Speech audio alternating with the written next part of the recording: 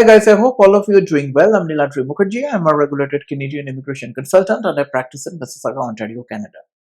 So a very interesting and a critical spousal sponsorship application after 2 rounds of procedural fairness letters have been successfully approved within 6 months of the last PFL response submission.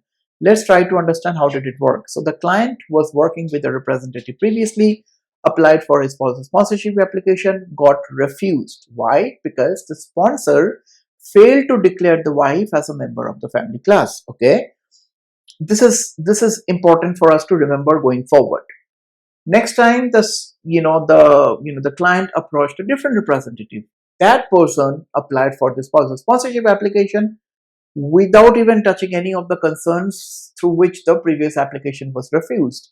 Exact same application with the same standard, the proof of relationship and all those things have been have been put together, and that application was submitted, and the client received a procedural fairness letter.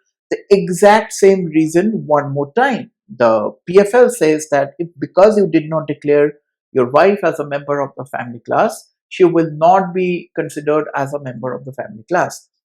This really happens when you are getting married with somebody before the sponsor gets his PR or her PR. But when the copier is being issued, the sponsor fails to tell IRCC that yes, I got married in the process. Okay, so which means that he or she did not declare the other spouse, and therefore the spouse by law will never be considered as a member of the family class. Okay, so we took about a week's time, I think weeks to 10 days kind of a time to prepare a proper submission.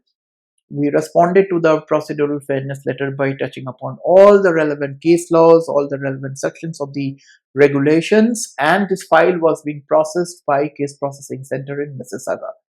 We submitted the response somewhere in May 2024, and on Sunday, we got an approval of the decision. So it took them about 5+ months. So if we're looking about the processing time, that's the processing time we're looking at, about 5+ months.